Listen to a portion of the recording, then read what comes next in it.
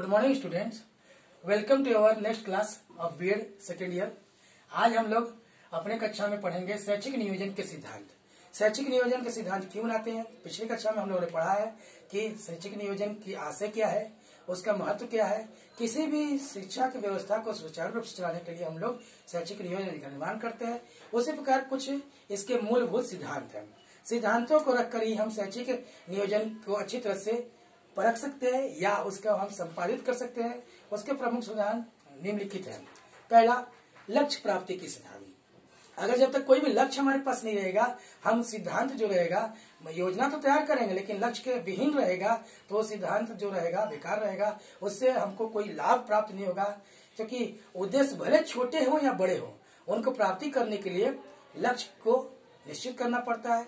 लक्ष्य सुनिश्चित करने से ही हम क्या रहेंगे, अपने कार्य के प्रति कुशल रहेंगे। इसलिए जो पहला है लक्ष्य प्राप्ति का सिद्धांत, that means principle of achieving the goal. दूसरा होता है प्राथमिक आवश्यकता से सिद्धांत।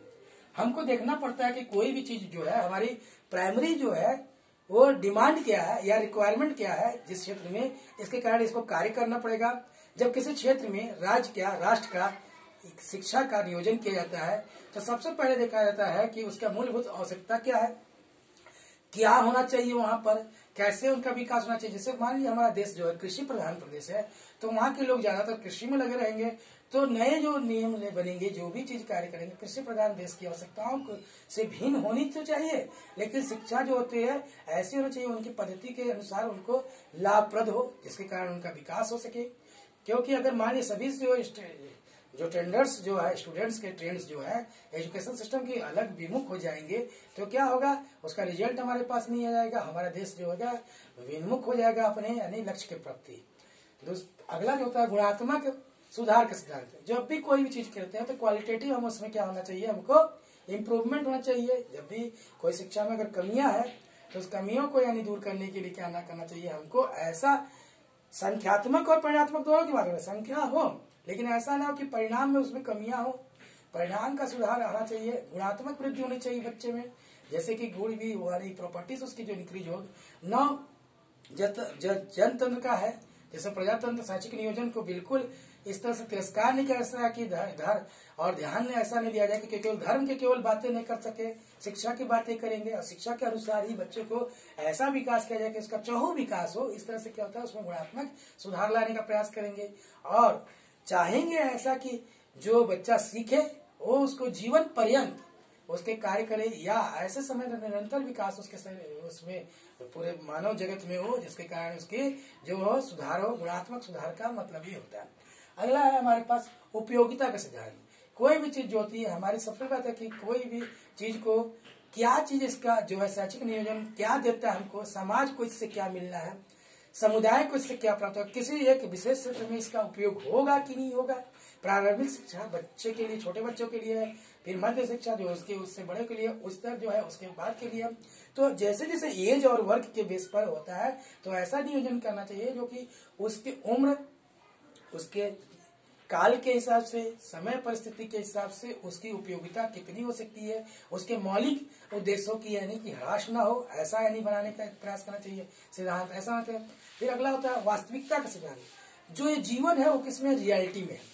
किताब में कुछ भी होता है लेकिन आप जो जीवन के यथार्थ जीवन में जब उतरेंगे तो उसका किताब से थोड़ा सा हट के चलता है। तो ऐसी कल्पनाओं का जो योजना आप तैयार करते हैं, ये कल्पनाएं जो ये रहते हैं कि ऐसा होगा वैसा होगा, इसके जस्ट विपरीत आपको सामने मिलेगा। इसमें पदार्थ के रूप में देश को, समाज को वास्तविकता का आधार पर यानी कि लक्ष्य को प्राप्त करने की कोशिश करते कि वास्तविकता में हमको कैसे इसका विकास होना चाहिए। इसमें प्रयोगात्मक सिद्धांत मान सकते हैं इसको कि यानी प्रयोग के द्वारा ही हो सकता है। कुछ जो जीवन में अपने ऊपर प्रयोग करते हैं, जैसे का एग्जाम्पल था आगे गांधी जी ने क्या सत्य का प्रयोग नाम की पुस्तक लिखी जो कि अपने ऊपर ही प्रयोग किया गया। अगला था संसाधनों का दोहन का सिद्धांत।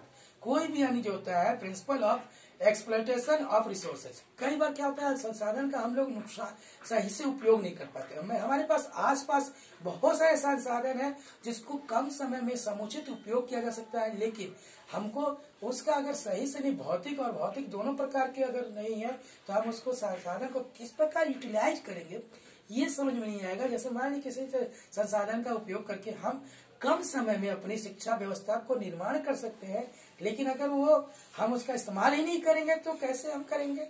जो भी यानी कि बनाया जाता है कि संसाधन इसलिए होता है कि अपने रिक्वायरमेंट को इजी वे में जल्दी पूर्ण करने के लिए हम संसाधनों का उपयोग करते हैं, इसलिए संसाधन का उचित दोहन होना चाहिए। अगला होता है व्यापकता का सिद्धांत।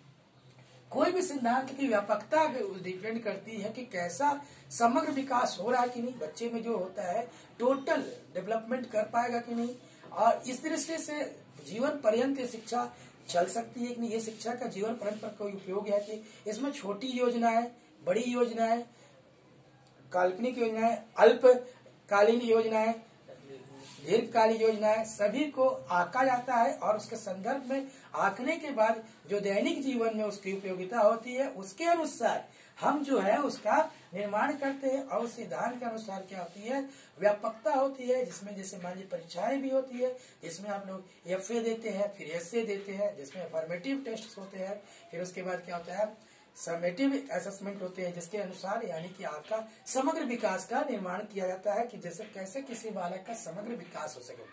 लास्ट होता है आर्थिक नियोजन के संबंध विस्तार। पहला चीज जो भी सभी कुछ कहता है कि सभी चीज डिपेंड किस पे करता है, अर्थ पे डिपेंड। अर्थ समझते ही होंगे, किसी भी चीज प्रारंभिक शिक्षा या क्या उद्देश्यों में लगा हुआ मूल पैसा, पैसा कह सकते हैं, धन कह सकते हैं, विनिमय कह सकते हैं, जो भी कह सकते हैं। तो कोई भी यानी सिद्धांत का जो होता है नियोजन के संबंध में क्या खर्चा होना है, कैसे खर्च करना है, सही से हम अपने उद्देश्य की प्राप्ति के लिए कितने कम से कम आर्थिक खर्चों को बचाकर हम प्रयोग कर सकते हैं। इसके हिसाब से जो नियोजन को हम लोगों ने क्लासिफाई किया वो निम्न प्रकार के हैं।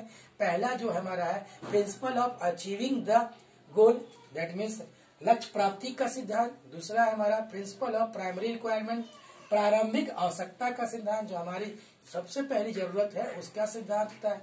तीसरा जो होता है हमारा गुणात्मक सुधार का सिद्धांत, principle of qualitative improvement, not quantitative but qualitative improvement. चौथा होता है उपयोगिता का सिद्धांत, that means principle of utility, जो हम यूटिलाइज करते हैं उसके अनुसार होता है। अगला होता है principle of reality, that means वास्तविकता का सिद्धांत, कि जो मौखिक चीजें होती है, काल्पनिक चीजें, उससे परे होता है जीवन। अगला होता है व्यापकता का सिद्धांत, that means principle of comprehensive कर सकते हैं। फिर लास्ट जो होता है हमारा होता है आर्थिक नियोजन के संबंध में सिद्धांत, that means principle of relationship with the educational planning. ठीक है बच्चों, जिनको कोई दिक्कत होगा हमारी अगली कक्षा में पूछ सकते हैं या तो हमसे कांटेक्ट कर सकते हैं। धन्यवाद।